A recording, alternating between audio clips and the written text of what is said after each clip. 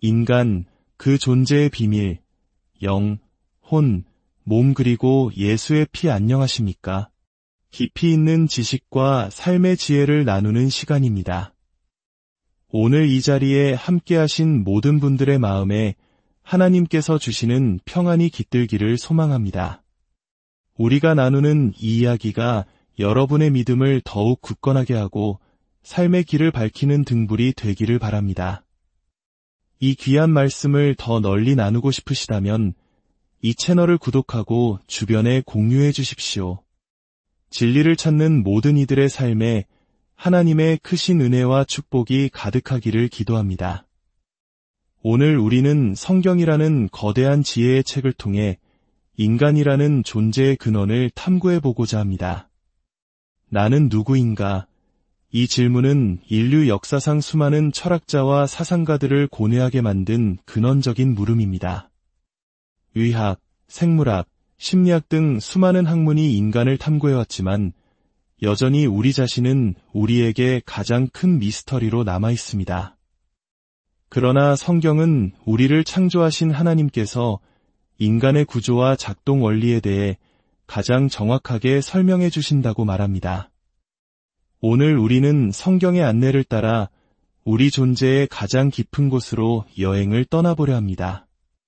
성경을 오랫동안 공부해 오신 분들이나 신학을 전공하신 분들께는 오늘 나누는 이야기 중 일부가 기존에 배우셨던 내용과 다소 다르게 느껴지거나 심지어 충돌하는 것처럼 보일 수도 있습니다. 어떤 단어의 정의나 개념의 해석이 생소하게 다가올 수 있습니다. 그럴 때마다 한 가지 중요한 원칙을 기억해 주시길 바랍니다. 우리의 생각과 충돌하는 것은 괜찮지만 성경 말씀 그 자체와 충돌해서는 안 됩니다. 만약 오늘 내용이 특정 성경 구절과 모순된다고 생각되신다면 언제든 그 구절을 가지고 함께 고민하고 답을 찾아갈 수 있을 것입니다. 우리는 때로 명확히 이해하기 어려운 신학적 개념들을 모호하게 남겨두고 넘어가려는 경향이 있습니다.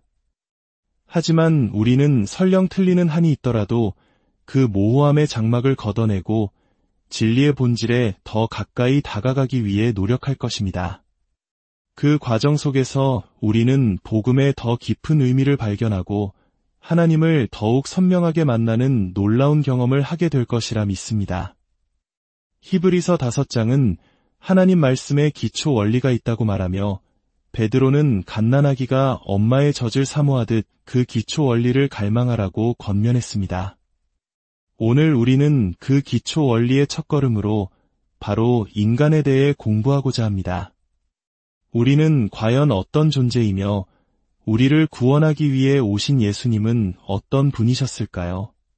그리고 우리가 수없이 들어온 그분의 피, 한국에서는 존경의 의미를 담아 보혈이라 부르는 그 피의 진정한 의미는 무엇일지 성경 속에서 구체적으로 확인해보는 시간을 갖겠습니다. 인간의 구조를 이해하는 데에는 크게 두 가지 방식이 있습니다. 첫째는 눈에 보이는 겉과 보이지 않는 속으로 나누는 것입니다. 겉은 물질로 이루어진 우리의 육체를, 속은 정신과 마음의 세계를 의미합니다.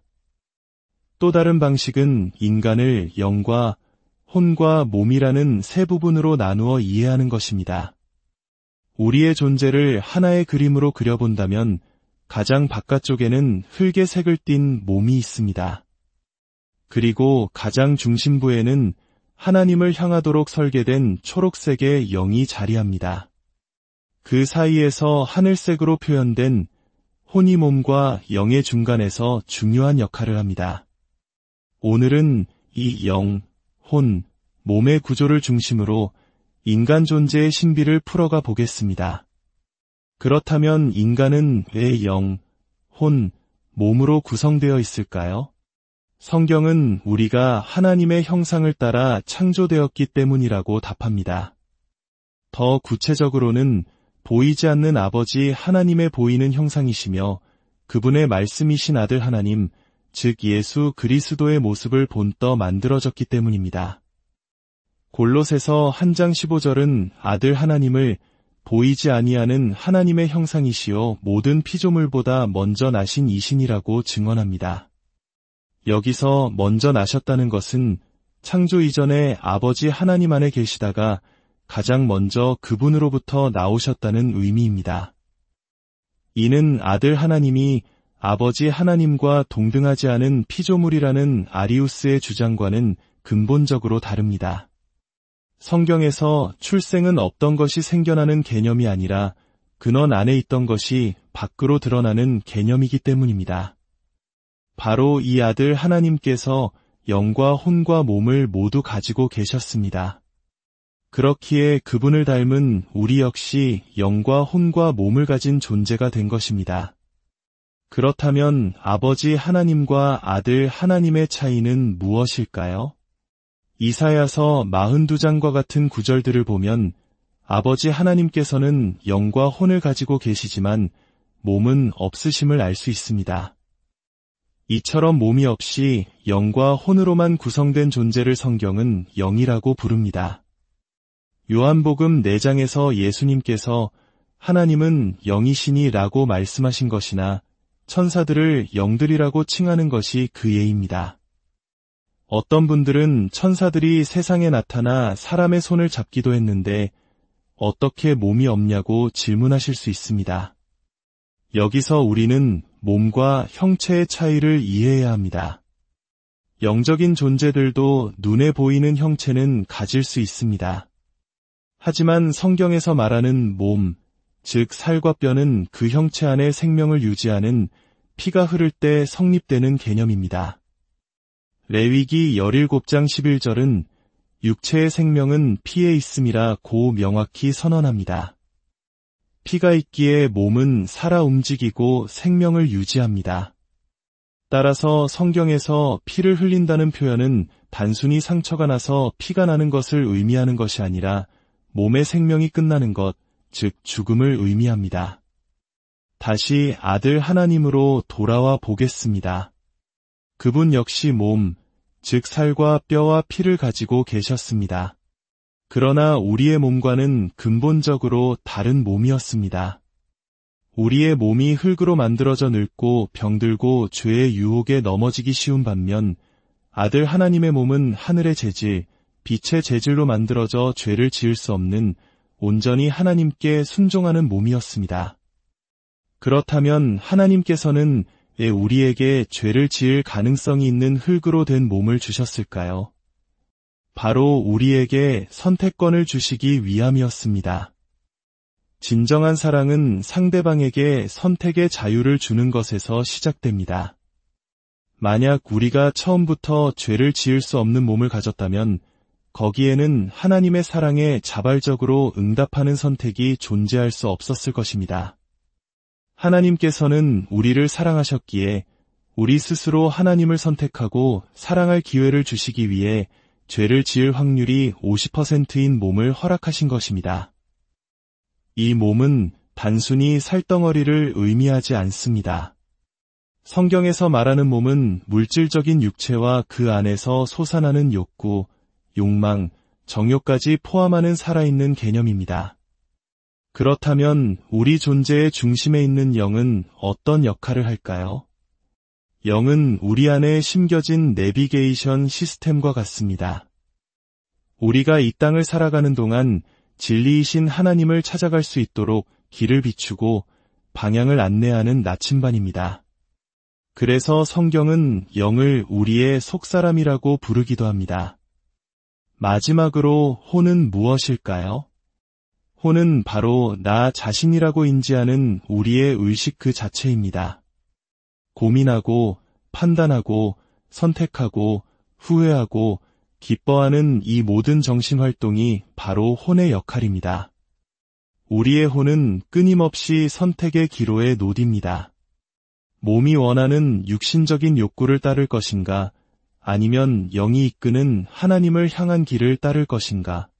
이 선택에 따라 우리의 영원한 운명이 결정되기에 성경은 혼이 구원받았다 혹은 혼이 지옥에 간다고 표현하며 모든 책임이 혼에 있음을 분명히 합니다. 이처럼 인간의 정신세계는 의식의 영역인 혼과 무의식의 영역인 영과 몸의 욕구가 서로 영향을 주고받는 복잡한 구조로 이루어져 있습니다. 영은 우리를 하나님께로 이끌려 하고 몸의 욕구는 세속적인 쾌락과 만족을 추구합니다. 우리의 혼은 이 두 힘 사이에서 끊임없이 갈등하며 선택을 내려야 하는 존재입니다. 이러한 우리를 돕기 위해 하나님께서는 두 가지 위대한 선물을 주셨습니다. 하나는 우리의 의식, 즉 혼을 위한 말씀입니다. 말씀은 우리에게 무엇이 옳고 그른지, 어떻게 살아야 하는지를 가르쳐주는 지혜의 빛입니다. 다른 하나는 우리의 무의식, 즉 영을 위한 성령입니다.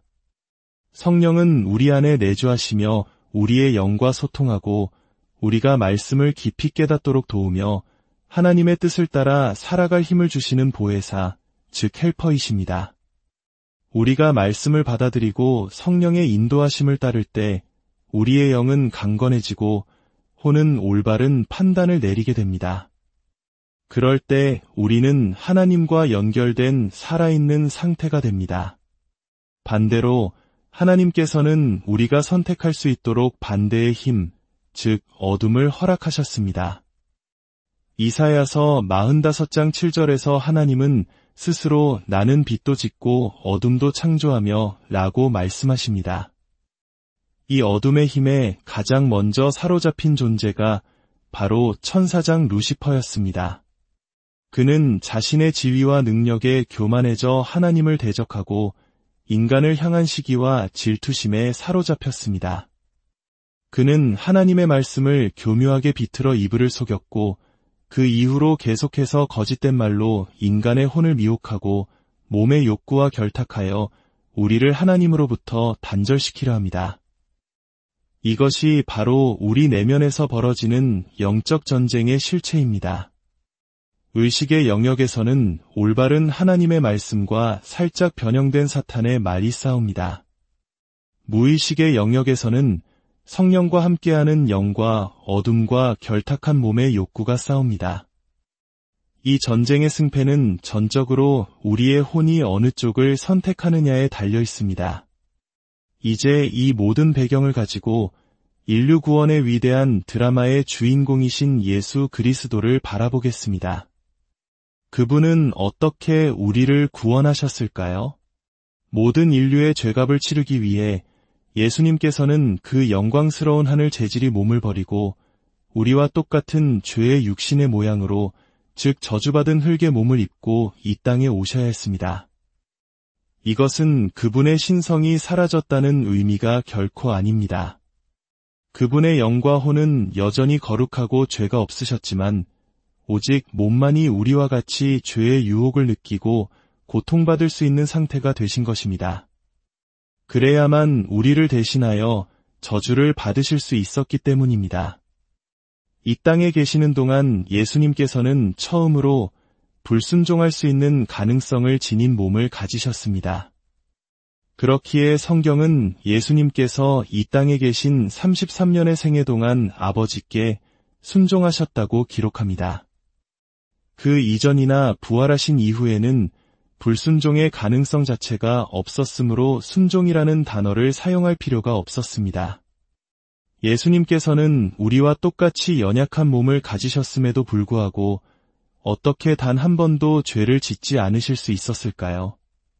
그분은 끊임없이 말씀을 묵상하고 공부하셨으며 무엇보다 믿음을 굳게 붙드셨습니다. 어떤 믿음이었을까요?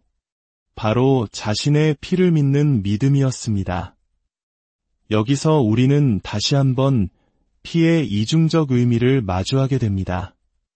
예수님께서 붙드신 믿음은 자신의 저주받은 몸에서 흐르는 물리적인 혈액을 믿은 것이 아니었습니다. 그것은 자신의 죽음, 즉 자신의 피 흘림을 통해 모든 인류를 구원하실 것이라는 아버지 하나님의 약속을 믿는 믿음이었습니다.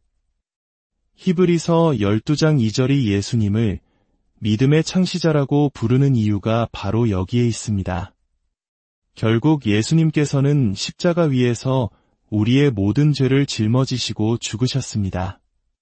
그분의 몸이 찢기고 피를 흘리셨을 때 하나님께서는 그것을 단지 한 사람 예수의 죽음으로 보지 않으셨습니다.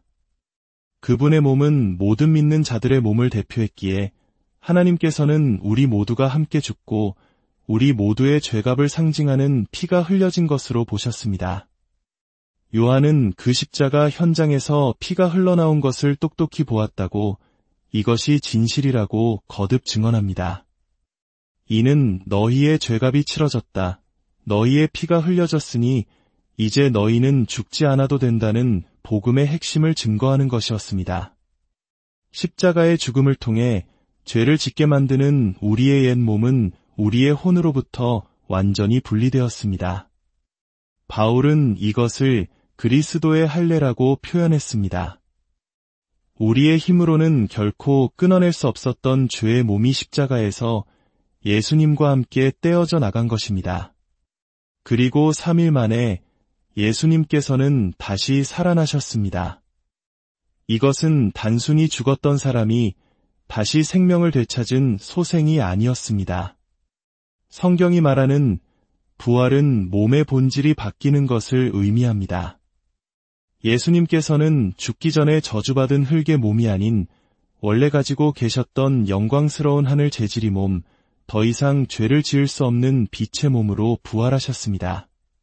그리고 놀라운 약속은 예수님의 몸과 우리의 몸이 하나로 여겨진다는 것입니다.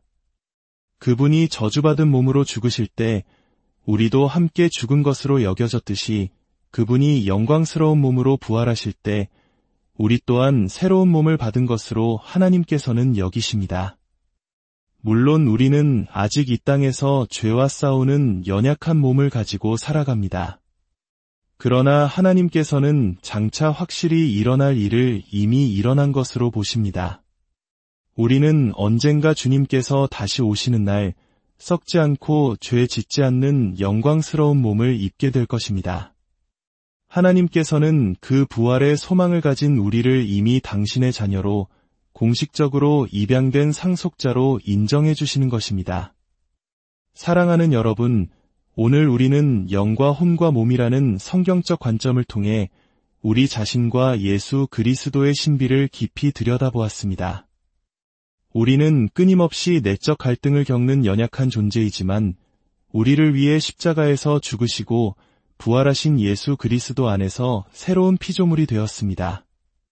그분의 보혈, 즉 그 고귀한 죽음은 우리의 모든 죄값을 치렀고 그분의 부활은 우리에게 영원한 생명과 죄로부터의 완전한 자유를 약속합니다. 이 진리의 말씀이 여러분의 혼을 깨우고 성령의 능력이 여러분의 영을 강건하게 하여 매일의 삶 속에서 육신의 소욕을 이기고 하나님과 동행하는 승리의 삶을 살아가시기를 바랍니다. 여러분의 삶의 모든 여정 가운데 하나님의 깊은 사랑과 지혜가 늘 함께 하시기를, 그리하여 매일의 삶이 은혜로 가득하기를. 인간, 그 존재의 비밀, 영, 혼, 몸 그리고 예수의 피 안녕하십니까? 깊이 있는 지식과 삶의 지혜를 나누는 시간입니다. 오늘 이 자리에 함께하신 모든 분들의 마음에 하나님께서 주시는 평안이 깃들기를 소망합니다. 우리가 나누는 이 이야기가 여러분의 믿음을 더욱 굳건하게 하고 삶의 길을 밝히는 등불이 되기를 바랍니다. 이 귀한 말씀을 더 널리 나누고 싶으시다면 이 채널을 구독하고 주변에 공유해 주십시오. 진리를 찾는 모든 이들의 삶에 하나님의 크신 은혜와 축복이 가득하기를 기도합니다. 오늘 우리는 성경이라는 거대한 지혜의 책을 통해 인간이라는 존재의 근원을 탐구해보고자 합니다. 나는 누구인가? 이 질문은 인류 역사상 수많은 철학자와 사상가들을 고뇌하게 만든 근원적인 물음입니다. 의학, 생물학, 심리학 등 수많은 학문이 인간을 탐구해왔지만 여전히 우리 자신은 우리에게 가장 큰 미스터리로 남아 있습니다. 그러나 성경은 우리를 창조하신 하나님께서 인간의 구조와 작동 원리에 대해 가장 정확하게 설명해 주신다고 말합니다. 오늘 우리는 성경의 안내를 따라 우리 존재의 가장 깊은 곳으로 여행을 떠나보려 합니다. 성경을 오랫동안 공부해 오신 분들이나 신학을 전공하신 분들께는 오늘 나누는 이야기 중 일부가 기존에 배우셨던 내용과 다소 다르게 느껴지거나 심지어 충돌하는 것처럼 보일 수도 있습니다. 어떤 단어의 정의나 개념의 해석이 생소하게 다가올 수 있습니다. 그럴 때마다 한 가지 중요한 원칙을 기억해 주시길 바랍니다. 우리의 생각과 충돌하는 것은 괜찮지만 성경 말씀 그 자체와 충돌해서는 안 됩니다. 만약 오늘 내용이 특정 성경 구절과 모순된다고 생각되신다면 언제든 그 구절을 가지고 함께 고민하고 답을 찾아갈 수 있을 것입니다. 우리는 때로 명확히 이해하기 어려운 신학적 개념들을 모호하게 남겨두고 넘어가려는 경향이 있습니다. 하지만 우리는 설령 틀리는 한이 있더라도 그 모호함의 장막을 걷어내고 진리의 본질에 더 가까이 다가가기 위해 노력할 것입니다. 그 과정 속에서 우리는 복음의 더 깊은 의미를 발견하고 하나님을 더욱 선명하게 만나는 놀라운 경험을 하게 될 것이라 믿습니다. 히브리서 5장은 하나님 말씀에 기초 원리가 있다고 말하며 베드로는 갓난아기가 엄마의 젖을 사모하듯 그 기초 원리를 갈망하라고 권면했습니다. 오늘 우리는 그 기초 원리의 첫걸음으로 바로 인간에 대해 공부하고자 합니다. 우리는 과연 어떤 존재이며 우리를 구원하기 위해 오신 예수님은 어떤 분이셨을까요? 그리고 우리가 수없이 들어온 그분의 피, 한국에서는 존경의 의미를 담아 보혈이라 부르는 그 피의 진정한 의미는 무엇일지 성경 속에서 구체적으로 확인해보는 시간을 갖겠습니다. 인간의 구조를 이해하는 데에는 크게 두 가지 방식이 있습니다. 첫째는 눈에 보이는 겉과 보이지 않는 속으로 나누는 것입니다. 겉은 물질로 이루어진 우리의 육체를, 속은 정신과 마음의 세계를 의미합니다. 또 다른 방식은 인간을 영과 혼과 몸이라는 세 부분으로 나누어 이해하는 것입니다. 우리의 존재를 하나의 그림으로 그려본다면 가장 바깥쪽에는 흙의 색을 띤 몸이 있습니다. 그리고 가장 중심부에는 하나님을 향하도록 설계된 초록색의 영이 자리합니다. 그 사이에서 하늘색으로 표현된 혼이 몸과 영의 중간에서 중요한 역할을 합니다. 오늘은 이 영, 혼, 몸의 구조를 중심으로 인간 존재의 신비를 풀어가 보겠습니다. 그렇다면 인간은 왜 영, 혼, 몸으로 구성되어 있을까요? 성경은 우리가 하나님의 형상을 따라 창조되었기 때문이라고 답합니다. 더 구체적으로는 보이지 않는 아버지 하나님의 보이는 형상이시며 그분의 말씀이신 아들 하나님, 즉 예수 그리스도의 모습을 본떠 만들어졌기 때문입니다. 골로새서 1장 15절은 아들 하나님을 보이지 아니하는 하나님의 형상이시요 모든 피조물보다 먼저 나신 이신이라고 증언합니다. 여기서 먼저 나셨다는 것은 창조 이전에 아버지 하나님 안에 계시다가 가장 먼저 그분으로부터 나오셨다는 의미입니다. 이는 아들 하나님이 아버지 하나님과 동등하지 않은 피조물이라는 아리우스의 주장과는 근본적으로 다릅니다. 성경에서 출생은 없던 것이 생겨나는 개념이 아니라 근원 안에 있던 것이 밖으로 드러나는 개념이기 때문입니다. 바로 이 아들 하나님께서 영과 혼과 몸을 모두 가지고 계셨습니다. 그렇기에 그분을 닮은 우리 역시 영과 혼과 몸을 가진 존재가 된 것입니다. 그렇다면 아버지 하나님과 아들 하나님의 차이는 무엇일까요? 이사야서 42장과 같은 구절들을 보면 아버지 하나님께서는 영과 혼을 가지고 계시지만 몸은 없으심을 알 수 있습니다. 이처럼 몸이 없이 영과 혼으로만 구성된 존재를 성경은 영이라고 부릅니다. 요한복음 4장에서 예수님께서 하나님은 영이시니 라고 말씀하신 것이나 천사들을 영들이라고 칭하는 것이 그 예입니다. 어떤 분들은 천사들이 세상에 나타나 사람의 손을 잡기도 했는데 어떻게 몸이 없냐고 질문하실 수 있습니다. 여기서 우리는 몸과 형체의 차이를 이해해야 합니다. 영적인 존재들도 눈에 보이는 형체는 가질 수 있습니다. 하지만 성경에서 말하는 몸, 즉 살과 뼈는 그 형체 안에 생명을 유지하는 피가 흐를 때 성립되는 개념입니다. 레위기 17장 11절은 육체의 생명은 피에 있음이라 고 명확히 선언합니다. 피가 있기에 몸은 살아 움직이고 생명을 유지합니다. 따라서 성경에서 피를 흘린다는 표현은 단순히 상처가 나서 피가 나는 것을 의미하는 것이 아니라 몸의 생명이 끝나는 것, 즉 죽음을 의미합니다. 다시 아들 하나님으로 돌아와 보겠습니다. 그분 역시 몸, 즉 살과 뼈와 피를 가지고 계셨습니다.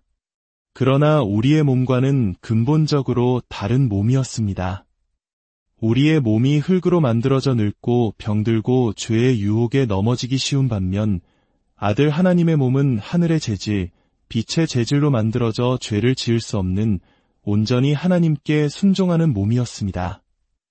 그렇다면 하나님께서는 왜 우리에게 죄를 지을 가능성이 있는 흙으로 된 몸을 주셨을까요? 바로 우리에게 선택권을 주시기 위함이었습니다. 진정한 사랑은 상대방에게 선택의 자유를 주는 것에서 시작됩니다. 만약 우리가 처음부터 죄를 지을 수 없는 몸을 가졌다면 거기에는 하나님의 사랑에 자발적으로 응답하는 선택이 존재할 수 없었을 것입니다. 하나님께서는 우리를 사랑하셨기에 우리 스스로 하나님을 선택하고 사랑할 기회를 주시기 위해 죄를 지을 확률이 50%인 몸을 허락하신 것입니다. 이 몸은 단순히 살덩어리를 의미하지 않습니다. 성경에서 말하는 몸은 물질적인 육체와 그 안에서 솟아나는 욕구, 욕망, 정욕까지 포함하는 살아있는 개념입니다. 그렇다면 우리 존재의 중심에 있는 영은 어떤 역할을 할까요? 영은 우리 안에 심겨진 내비게이션 시스템과 같습니다. 우리가 이 땅을 살아가는 동안 진리이신 하나님을 찾아갈 수 있도록 길을 비추고 방향을 안내하는 나침반입니다. 그래서 성경은 영을 우리의 속사람이라고 부르기도 합니다. 마지막으로 혼은 무엇일까요? 혼은 바로 나 자신이라고 인지하는 우리의 의식 그 자체입니다. 고민하고, 판단하고, 선택하고, 후회하고, 기뻐하는 이 모든 정신활동이 바로 혼의 역할입니다. 우리의 혼은 끊임없이 선택의 기로에 노딥니다. 몸이 원하는 육신적인 욕구를 따를 것인가, 아니면 영이 이끄는 하나님을 향한 길을 따를 것인가. 이 선택에 따라 우리의 영원한 운명이 결정되기에 성경은 혼이 구원받았다 혹은 혼이 지옥에 간다고 표현하며 모든 책임이 혼에 있음을 분명히 합니다. 이처럼 인간의 정신세계는 의식의 영역인 혼과 무의식의 영역인 영과 몸의 욕구가 서로 영향을 주고받는 복잡한 구조로 이루어져 있습니다.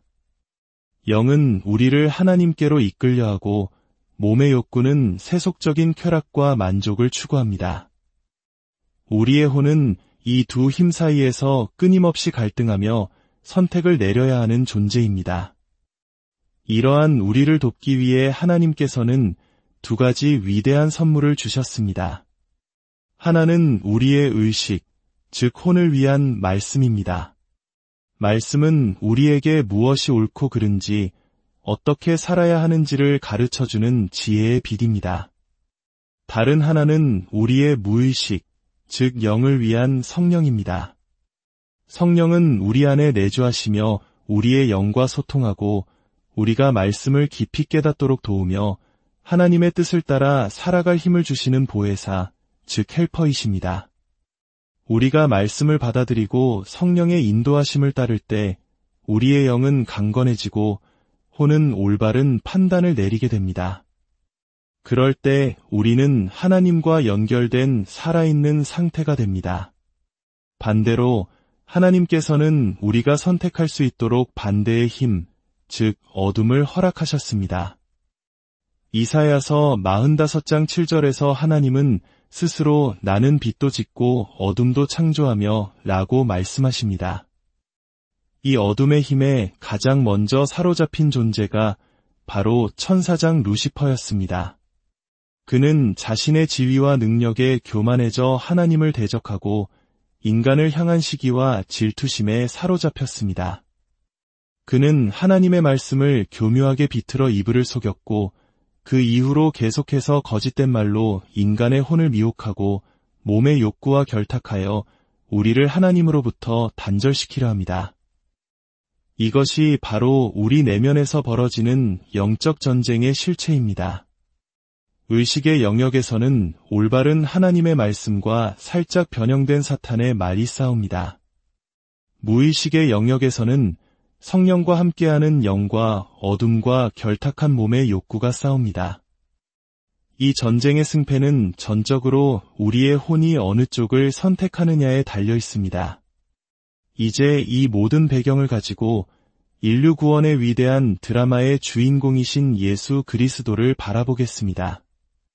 그분은 어떻게 우리를 구원하셨을까요? 모든 인류의 죄값을 치르기 위해 예수님께서는 그 영광스러운 하늘 재질이 몸을 버리고 우리와 똑같은 죄의 육신의 모양으로, 즉 저주받은 흙의 몸을 입고 이 땅에 오셔야 했습니다. 이것은 그분의 신성이 사라졌다는 의미가 결코 아닙니다. 그분의 영과 혼은 여전히 거룩하고 죄가 없으셨지만 오직 몸만이 우리와 같이 죄의 유혹을 느끼고 고통받을 수 있는 상태가 되신 것입니다. 그래야만 우리를 대신하여 저주를 받으실 수 있었기 때문입니다. 이 땅에 계시는 동안 예수님께서는 처음으로 불순종할 수 있는 가능성을 지닌 몸을 가지셨습니다. 그렇기에 성경은 예수님께서 이 땅에 계신 33년의 생애 동안 아버지께 순종하셨다고 기록합니다. 그 이전이나 부활하신 이후에는 불순종의 가능성 자체가 없었으므로 순종이라는 단어를 사용할 필요가 없었습니다. 예수님께서는 우리와 똑같이 연약한 몸을 가지셨음에도 불구하고 어떻게 단 한 번도 죄를 짓지 않으실 수 있었을까요? 그분은 끊임없이 말씀을 묵상하고 공부하셨으며 무엇보다 믿음을 굳게 붙드셨습니다. 어떤 믿음이었을까요? 바로 자신의 피를 믿는 믿음이었습니다. 여기서 우리는 다시 한번 피의 이중적 의미를 마주하게 됩니다. 예수님께서 붙드신 믿음은 자신의 저주받은 몸에서 흐르는 물리적인 혈액을 믿은 것이 아니었습니다. 그것은 자신의 죽음, 즉 자신의 피 흘림을 통해 모든 인류를 구원하실 것이라는 아버지 하나님의 약속을 믿는 믿음이었습니다. 히브리서 12장 2절이 예수님을 믿음의 창시자라고 부르는 이유가 바로 여기에 있습니다. 결국 예수님께서는 십자가 위에서 우리의 모든 죄를 짊어지시고 죽으셨습니다. 그분의 몸이 찢기고 피를 흘리셨을 때 하나님께서는 그것을 단지 한 사람 예수의 죽음으로 보지 않으셨습니다. 그분의 몸은 모든 믿는 자들의 몸을 대표했기에 하나님께서는 우리 모두가 함께 죽고 우리 모두의 죄값을 상징하는 피가 흘려진 것으로 보셨습니다. 요한은 그 십자가 현장에서 피가 흘러나온 것을 똑똑히 보았다고, 이것이 진실이라고 거듭 증언합니다. 이는 너희의 죄값이 치러졌다. 너희의 피가 흘려졌으니 이제 너희는 죽지 않아도 된다는 복음의 핵심을 증거하는 것이었습니다. 십자가의 죽음을 통해 죄를 짓게 만드는 우리의 옛 몸은 우리의 혼으로부터 완전히 분리되었습니다. 바울은 이것을 그리스도의 할례라고 표현했습니다. 우리의 힘으로는 결코 끊어낼 수 없었던 죄의 몸이 십자가에서 예수님과 함께 떼어져 나간 것입니다. 그리고 3일 만에 예수님께서는 다시 살아나셨습니다. 이것은 단순히 죽었던 사람이 다시 생명을 되찾은 소생이 아니었습니다. 성경이 말하는 부활은 몸의 본질이 바뀌는 것을 의미합니다. 예수님께서는 죽기 전에 저주받은 흙의 몸이 아닌 원래 가지고 계셨던 영광스러운 하늘 재질의 몸, 더 이상 죄를 지을 수 없는 빛의 몸으로 부활하셨습니다. 그리고 놀라운 약속은 예수님의 몸과 우리의 몸이 하나로 여겨진다는 것입니다. 그분이 저주받은 몸으로 죽으실 때 우리도 함께 죽은 것으로 여겨졌듯이 그분이 영광스러운 몸으로 부활하실 때 우리 또한 새로운 몸을 받은 것으로 하나님께서는 여기십니다. 물론 우리는 아직 이 땅에서 죄와 싸우는 연약한 몸을 가지고 살아갑니다. 그러나 하나님께서는 장차 확실히 일어날 일을 이미 일어난 것으로 보십니다. 우리는 언젠가 주님께서 다시 오시는 날 썩지 않고 죄 짓지 않는 영광스러운 몸을 입게 될 것입니다. 하나님께서는 그 부활의 소망을 가진 우리를 이미 당신의 자녀로 공식적으로 입양된 상속자로 인정해 주시는 것입니다. 사랑하는 여러분, 오늘 우리는 영과 혼과 몸이라는 성경적 관점을 통해 우리 자신과 예수 그리스도의 신비를 깊이 들여다보았습니다. 우리는 끊임없이 내적 갈등을 겪는 연약한 존재이지만 우리를 위해 십자가에서 죽으시고 부활하신 예수 그리스도 안에서 새로운 피조물이 되었습니다. 그분의 보혈, 즉 그 고귀한 죽음은 우리의 모든 죄값을 치렀고 그분의 부활은 우리에게 영원한 생명과 죄로부터의 완전한 자유를 약속합니다. 이 진리의 말씀이 여러분의 혼을 깨우고 성령의 능력이 여러분의 영을 강건하게 하여 매일의 삶 속에서 육신의 소욕을 이기고 하나님과 동행하는 승리의 삶을 살아가시기를 바랍니다. 여러분의 삶의 모든 여정 가운데 하나님의 깊은 사랑과 지혜가 늘 함께 하시기를, 그리하여 매일의 삶이 은혜로 가득하기를. 인간, 그 존재의 비밀, 영, 혼, 몸 그리고 예수의 피 안녕하십니까? 깊이 있는 지식과 삶의 지혜를 나누는 시간입니다. 오늘 이 자리에 함께하신 모든 분들의 마음에 하나님께서 주시는 평안이 깃들기를 소망합니다. 우리가 나누는 이 이야기가 여러분의 믿음을 더욱 굳건하게 하고 삶의 길을 밝히는 등불이 되기를 바랍니다. 이 귀한 말씀을 더 널리 나누고 싶으시다면 이 채널을 구독하고 주변에 공유해 주십시오. 진리를 찾는 모든 이들의 삶에 하나님의 크신 은혜와 축복이 가득하기를 기도합니다. 오늘 우리는 성경이라는 거대한 지혜의 책을 통해 인간이라는 존재의 근원을 탐구해 보고자 합니다. 나는 누구인가? 이 질문은 인류 역사상 수많은 철학자와 사상가들을 고뇌하게 만든 근원적인 물음입니다. 의학, 생물학, 심리학 등 수많은 학문이 인간을 탐구해왔지만 여전히 우리 자신은 우리에게 가장 큰 미스터리로 남아 있습니다. 그러나 성경은 우리를 창조하신 하나님께서 인간의 구조와 작동 원리에 대해 가장 정확하게 설명해 주신다고 말합니다. 오늘 우리는 성경의 안내를 따라 우리 존재의 가장 깊은 곳으로 여행을 떠나보려 합니다. 성경을 오랫동안 공부해 오신 분들이나 신학을 전공하신 분들께는 오늘 나누는 이야기 중 일부가 기존에 배우셨던 내용과 다소 다르게 느껴지거나 심지어 충돌하는 것처럼 보일 수도 있습니다. 어떤 단어의 정의나 개념의 해석이 생소하게 다가올 수 있습니다. 그럴 때마다 한 가지 중요한 원칙을 기억해 주시길 바랍니다. 우리의 생각과 충돌하는 것은 괜찮지만 성경 말씀 그 자체와 충돌해서는 안 됩니다. 만약 오늘 내용이 특정 성경 구절과 모순된다고 생각되신다면 언제든 그 구절을 가지고 함께 고민하고 답을 찾아갈 수 있을 것입니다. 우리는 때로 명확히 이해하기 어려운 신학적 개념들을 모호하게 남겨두고 넘어가려는 경향이 있습니다. 하지만 우리는 설령 틀리는 한이 있더라도 그 모호함의 장막을 걷어내고 진리의 본질에 더 가까이 다가가기 위해 노력할 것입니다.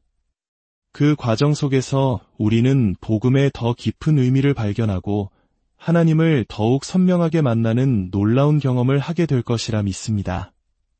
히브리서 5장은 하나님 말씀에 기초 원리가 있다고 말하며 베드로는 갓난아기가 엄마의 젖을 사모하듯 그 기초 원리를 갈망하라고 권면했습니다. 오늘 우리는 그 기초 원리의 첫걸음으로 바로 인간에 대해 공부하고자 합니다. 우리는 과연 어떤 존재이며 우리를 구원하기 위해 오신 예수님은 어떤 분이셨을까요? 그리고 우리가 수없이 들어온 그분의 피, 한국에서는 존경의 의미를 담아 보혈이라 부르는 그 피의 진정한 의미는 무엇일지 성경 속에서 구체적으로 확인해보는 시간을 갖겠습니다. 인간의 구조를 이해하는 데에는 크게 두 가지 방식이 있습니다.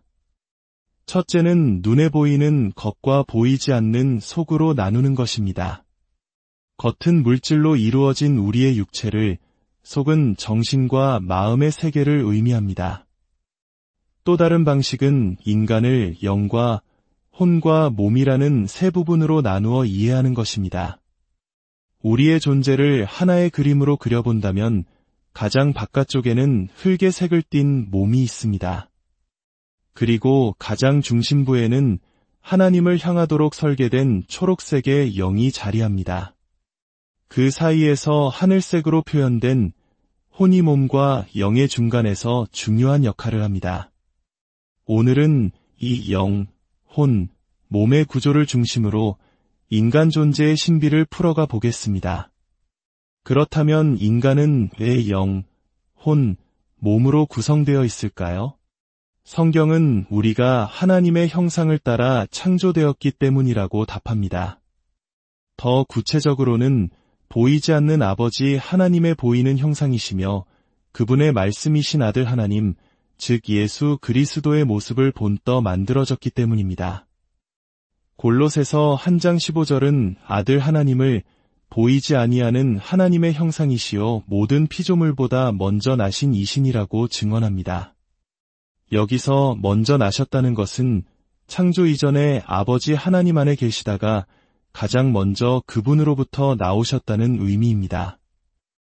이는 아들 하나님이 아버지 하나님과 동등하지 않은 피조물이라는 아리우스의 주장과는 근본적으로 다릅니다. 성경에서 출생은 없던 것이 생겨나는 개념이 아니라 근원 안에 있던 것이 밖으로 드러나는 개념이기 때문입니다.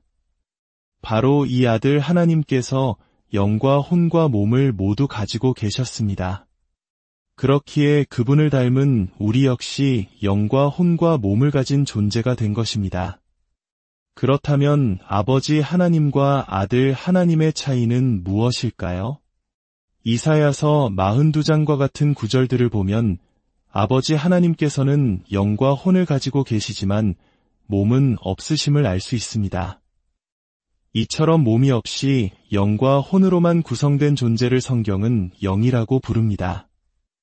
요한복음 4장에서 예수님께서 하나님은 영이시니 라고 말씀하신 것이나 천사들을 영들이라고 칭하는 것이 그 예입니다. 어떤 분들은 천사들이 세상에 나타나 사람의 손을 잡기도 했는데 어떻게 몸이 없냐고 질문하실 수 있습니다. 여기서 우리는 몸과 형체의 차이를 이해해야 합니다. 영적인 존재들도 눈에 보이는 형체는 가질 수 있습니다. 하지만 성경에서 말하는 몸, 즉 살과 뼈는 그 형체 안에 생명을 유지하는 피가 흐를 때 성립되는 개념입니다. 레위기 17장 11절은 육체의 생명은 피에 있음이라 고 명확히 선언합니다. 피가 있기에 몸은 살아 움직이고 생명을 유지합니다. 따라서 성경에서 피를 흘린다는 표현은 단순히 상처가 나서 피가 나는 것을 의미하는 것이 아니라 몸의 생명이 끝나는 것, 즉 죽음을 의미합니다. 다시 아들 하나님으로 돌아와 보겠습니다. 그분 역시 몸, 즉 살과 뼈와 피를 가지고 계셨습니다. 그러나 우리의 몸과는 근본적으로 다른 몸이었습니다. 우리의 몸이 흙으로 만들어져 늙고 병들고 죄의 유혹에 넘어지기 쉬운 반면 아들 하나님의 몸은 하늘의 재질, 빛의 재질로 만들어져 죄를 지을 수 없는 온전히 하나님께 순종하는 몸이었습니다. 그렇다면 하나님께서는 왜 우리에게 죄를 지을 가능성이 있는 흙으로 된 몸을 주셨을까요? 바로 우리에게 선택권을 주시기 위함이었습니다. 진정한 사랑은 상대방에게 선택의 자유를 주는 것에서 시작됩니다. 만약 우리가 처음부터 죄를 지을 수 없는 몸을 가졌다면 거기에는 하나님의 사랑에 자발적으로 응답하는 선택이 존재할 수 없었을 것입니다.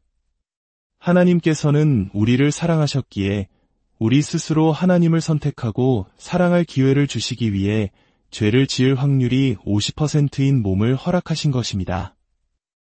이 몸은 단순히 살덩어리를 의미하지 않습니다. 성경에서 말하는 몸은 물질적인 육체와 그 안에서 솟아나는 욕구, 욕망, 정욕까지 포함하는 살아있는 개념입니다. 그렇다면 우리 존재의 중심에 있는 영은 어떤 역할을 할까요? 영은 우리 안에 심겨진 내비게이션 시스템과 같습니다. 우리가 이 땅을 살아가는 동안 진리이신 하나님을 찾아갈 수 있도록 길을 비추고 방향을 안내하는 나침반입니다. 그래서 성경은 영을 우리의 속사람이라고 부르기도 합니다. 마지막으로 혼은 무엇일까요? 혼은 바로 나 자신이라고 인지하는 우리의 의식 그 자체입니다. 고민하고 판단하고 선택하고 후회하고 기뻐하는 이 모든 정신활동이 바로 혼의 역할입니다. 우리의 혼은 끊임없이 선택의 기로에 노딥니다. 몸이 원하는 육신적인 욕구를 따를 것인가, 아니면 영이 이끄는 하나님을 향한 길을 따를 것인가. 이 선택에 따라 우리의 영원한 운명이 결정되기에 성경은 혼이 구원받았다 혹은 혼이 지옥에 간다고 표현하며 모든 책임이 혼에 있음을 분명히 합니다. 이처럼 인간의 정신세계는 의식의 영역인 혼과 무의식의 영역인 영과 몸의 욕구가 서로 영향을 주고받는 복잡한 구조로 이루어져 있습니다. 영은 우리를 하나님께로 이끌려 하고 몸의 욕구는 세속적인 쾌락과 만족을 추구합니다. 우리의 혼은 이 두 힘 사이에서 끊임없이 갈등하며 선택을 내려야 하는 존재입니다. 이러한 우리를 돕기 위해 하나님께서는 두 가지 위대한 선물을 주셨습니다. 하나는 우리의 의식, 즉 혼을 위한 말씀입니다. 말씀은 우리에게 무엇이 옳고 그른지, 어떻게 살아야 하는지를 가르쳐주는 지혜의 빛입니다. 다른 하나는 우리의 무의식, 즉 영을 위한 성령입니다. 성령은 우리 안에 내주하시며 우리의 영과 소통하고 우리가 말씀을 깊이 깨닫도록 도우며 하나님의 뜻을 따라 살아갈 힘을 주시는 보혜사, 즉 헬퍼이십니다. 우리가 말씀을 받아들이고 성령의 인도하심을 따를 때 우리의 영은 강건해지고 혼은 올바른 판단을 내리게 됩니다. 그럴 때 우리는 하나님과 연결된 살아있는 상태가 됩니다. 반대로 하나님께서는 우리가 선택할 수 있도록 반대의 힘, 즉 어둠을 허락하셨습니다. 이사야서 45장 7절에서 하나님은 스스로 나는 빛도 짓고 어둠도 창조하며 라고 말씀하십니다. 이 어둠의 힘에 가장 먼저 사로잡힌 존재가 바로 천사장 루시퍼였습니다.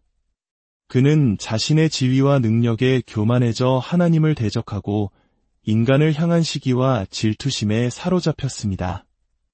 그는 하나님의 말씀을 교묘하게 비틀어 이불을 속였고 그 이후로 계속해서 거짓된 말로 인간의 혼을 미혹하고 몸의 욕구와 결탁하여 우리를 하나님으로부터 단절시키려 합니다. 이것이 바로 우리 내면에서 벌어지는 영적 전쟁의 실체입니다. 의식의 영역에서는 올바른 하나님의 말씀과 살짝 변형된 사탄의 말이 싸웁니다. 무의식의 영역에서는 성령과 함께하는 영과 어둠과 결탁한 몸의 욕구가 싸웁니다. 이 전쟁의 승패는 전적으로 우리의 혼이 어느 쪽을 선택하느냐에 달려 있습니다. 이제 이 모든 배경을 가지고 인류 구원의 위대한 드라마의 주인공이신 예수 그리스도를 바라보겠습니다. 그분은 어떻게 우리를 구원하셨을까요? 모든 인류의 죄값을 치르기 위해 예수님께서는 그 영광스러운 하늘 재질이 몸을 버리고 우리와 똑같은 죄의 육신의 모양으로, 즉 저주받은 흙의 몸을 입고 이 땅에 오셔야 했습니다. 이것은 그분의 신성이 사라졌다는 의미가 결코 아닙니다. 그분의 영과 혼은 여전히 거룩하고 죄가 없으셨지만 오직 몸만이 우리와 같이 죄의 유혹을 느끼고 고통받을 수 있는 상태가 되신 것입니다. 그래야만 우리를 대신하여 저주를 받으실 수 있었기 때문입니다. 이 땅에 계시는 동안 예수님께서는 처음으로 불순종할 수 있는 가능성을 지닌 몸을 가지셨습니다. 그렇기에 성경은 예수님께서 이 땅에 계신 33년의 생애 동안 아버지께 순종하셨다고 기록합니다. 그 이전이나 부활하신 이후에는 불순종의 가능성 자체가 없었으므로 순종이라는 단어를 사용할 필요가 없었습니다. 예수님께서는 우리와 똑같이 연약한 몸을 가지셨음에도 불구하고 어떻게 단 한 번도 죄를 짓지 않으실 수 있었을까요?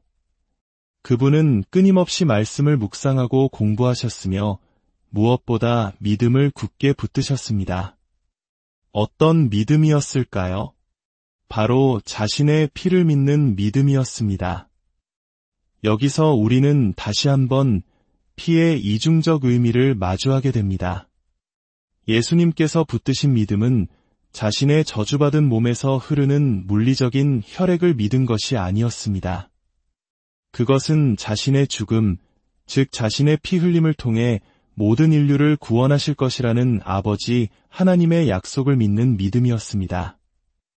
히브리서 12장 2절이 예수님을 믿음의 창시자라고 부르는 이유가 바로 여기에 있습니다.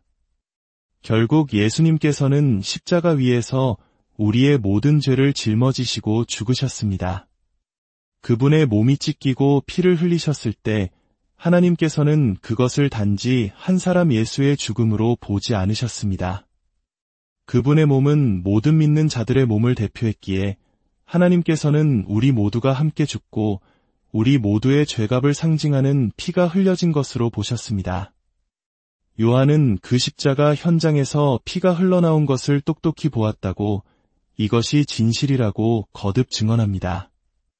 이는 너희의 죄값이 치러졌다. 너희의 피가 흘려졌으니 이제 너희는 죽지 않아도 된다는 복음의 핵심을 증거하는 것이었습니다. 십자가의 죽음을 통해 죄를 짓게 만드는 우리의 옛 몸은 우리의 혼으로부터 완전히 분리되었습니다. 바울은 이것을 그리스도의 할례라고 표현했습니다. 우리의 힘으로는 결코 끊어낼 수 없었던 죄의 몸이 십자가에서 예수님과 함께 떼어져 나간 것입니다. 그리고 3일 만에 예수님께서는 다시 살아나셨습니다. 이것은 단순히 죽었던 사람이 다시 생명을 되찾은 소생이 아니었습니다. 성경이 말하는 부활은 몸의 본질이 바뀌는 것을 의미합니다. 예수님께서는 죽기 전에 저주받은 흙의 몸이 아닌 원래 가지고 계셨던 영광스러운 하늘 재질의 몸, 더 이상 죄를 지을 수 없는 빛의 몸으로 부활하셨습니다. 그리고 놀라운 약속은 예수님의 몸과 우리의 몸이 하나로 여겨진다는 것입니다. 그분이 저주받은 몸으로 죽으실 때 우리도 함께 죽은 것으로 여겨졌듯이 그분이 영광스러운 몸으로 부활하실 때 우리 또한 새로운 몸을 받은 것으로 하나님께서는 여기십니다. 물론 우리는 아직 이 땅에서 죄와 싸우는 연약한 몸을 가지고 살아갑니다. 그러나 하나님께서는 장차 확실히 일어날 일을 이미 일어난 것으로 보십니다. 우리는 언젠가 주님께서 다시 오시는 날 썩지 않고 죄 짓지 않는 영광스러운 몸을 입게 될 것입니다. 하나님께서는 그 부활의 소망을 가진 우리를 이미 당신의 자녀로 공식적으로 입양된 상속자로 인정해 주시는 것입니다. 사랑하는 여러분, 오늘 우리는 영과 혼과 몸이라는 성경적 관점을 통해 우리 자신과 예수 그리스도의 신비를 깊이 들여다보았습니다. 우리는 끊임없이 내적 갈등을 겪는 연약한 존재이지만 우리를 위해 십자가에서 죽으시고 부활하신 예수 그리스도 안에서 새로운 피조물이 되었습니다. 그분의 보혈, 즉 그 고귀한 죽음은 우리의 모든 죄값을 치렀고 그분의 부활은 우리에게 영원한 생명과 죄로부터의 완전한 자유를 약속합니다. 이 진리의 말씀이 여러분의 혼을 깨우고 성령의 능력이 여러분의 영을 강건하게 하여 매일의 삶 속에서 육신의 소욕을 이기고 하나님과 동행하는 승리의 삶을 살아가시기를 바랍니다. 여러분의 삶의 모든 여정 가운데 하나님의 깊은 사랑과 지혜가 늘 함께 하시기를, 그리하여 매일의 삶이 은혜로 가득하기를. 인간, 그 존재의 비밀, 영, 혼, 몸 그리고 예수의 피 안녕하십니까? 깊이 있는 지식과 삶의 지혜를 나누는 시간입니다. 오늘 이 자리에 함께하신 모든 분들의 마음에 하나님께서 주시는 평안이 깃들기를 소망합니다. 우리가 나누는 이 이야기가 여러분의 믿음을 더욱 굳건하게 하고 삶의 길을 밝히는 등불이 되기를 바랍니다. 이 귀한 말씀을 더 널리 나누고 싶으시다면 이 채널을 구독하고 주변에 공유해 주십시오. 진리를 찾는 모든 이들의 삶에 하나님의 크신 은혜와 축복이 가득하기를 기도합니다. 오늘 우리는 성경이라는 거대한 지혜의 책을 통해 인간이라는 존재의 근원을 탐구해보고자 합니다. 나는 누구인가? 이 질문은 인류 역사상 수많은 철학자와 사상가들을 고뇌하게 만든 근원적인 물음입니다. 의학, 생물학, 심리학 등 수많은 학문이 인간을 탐구해왔지만 여전히 우리 자신은 우리에게 가장 큰 미스터리로 남아있습니다. 그러나 성경은 우리를 창조하신 하나님께서 인간의 구조와 작동 원리에 대해 가장 정확하게 설명해 주신다고 말합니다. 오늘 우리는 성경의 안내를 따라 우리 존재의 가장 깊은 곳으로 여행을 떠나보려 합니다. 성경을 오랫동안 공부해 오신 분들이나 신학을 전공하신 분들께는 오늘 나누는 이야기 중 일부가 기존에 배우셨던 내용과 다소 다르게 느껴지거나 심지어 충돌하는 것처럼 보일 수도 있습니다. 어떤 단어의 정의나 개념의 해석이 생소하게 다가올 수 있습니다. 그럴 때마다 한 가지 중요한 원칙을 기억해 주시길 바랍니다. 우리의 생각과 충돌하는 것은 괜찮지만 성경 말씀 그 자체와 충돌해서는 안 됩니다. 만약 오늘 내용이 특정 성경 구절과 모순된다고 생각되신다면 언제든 그 구절을 가지고 함께 고민하고 답을 찾아갈 수 있을 것입니다. 우리는 때로 명확히 이해하기 어려운 신학적 개념들을 모호하게 남겨두고 넘어가려는 경향이 있습니다. 하지만 우리는 설령 틀리는 한이 있더라도 그 모호함의 장막을 걷어내고 진리의 본질에 더 가까이 다가가기 위해 노력할 것입니다. 그 과정 속에서 우리는 복음의 더 깊은 의미를 발견하고 하나님을 더욱 선명하게 만나는 놀라운 경험을 하게 될 것이라 믿습니다. 히브리서 5장은 하나님 말씀에 기초 원리가 있다고 말하며 베드로는 갓난아기가 엄마의 젖을 사모하듯 그 기초 원리를 갈망하라고 권면했습니다. 오늘 우리는 그 기초 원리의 첫걸음으로 바로 인간에 대해 공부하고자 합니다. 우리는 과연 어떤 존재이며 우리를 구원하기 위해 오신 예수님은 어떤 분이셨을까요? 그리고 우리가 수없이 들어온 그분의 피, 한국에서는 존경의 의미를 담아 보혈이라 부르는 그 피의 진정한 의미는 무엇일지 성경 속에서 구체적으로 확인해보는 시간을 갖겠습니다. 인간의 구조를 이해하는 데에는 크게 두 가지 방식이 있습니다. 첫째는 눈에 보이는 겉과 보이지 않는 속으로 나누는 것입니다. 겉은 물질로 이루어진 우리의 육체를, 속은 정신과 마음의 세계를 의미합니다. 또 다른 방식은 인간을 영과 혼과 몸이라는 세 부분으로 나누어 이해하는 것입니다. 우리의 존재를 하나의 그림으로 그려본다면 가장 바깥쪽에는 흙의 색을 띤 몸이 있습니다. 그리고 가장 중심부에는 하나님을 향하도록 설계된 초록색의 영이 자리합니다. 그 사이에서 하늘색으로 표현된 혼이 몸과 영의 중간에서 중요한 역할을 합니다. 오늘은 이 영, 혼, 몸의 구조를 중심으로 인간 존재의 신비를 풀어가 보겠습니다. 그렇다면 인간은 왜 영, 혼, 몸으로 구성되어 있을까요? 성경은 우리가 하나님의 형상을 따라 창조되었기 때문이라고 답합니다. 더 구체적으로는 보이지 않는 아버지 하나님의 보이는 형상이시며 그분의 말씀이신 아들 하나님, 즉 예수 그리스도의 모습을 본떠 만들어졌기 때문입니다. 골로새서 1장 15절은 아들 하나님을 보이지 아니하는 하나님의 형상이시요 모든 피조물보다 먼저 나신 이신이라고 증언합니다.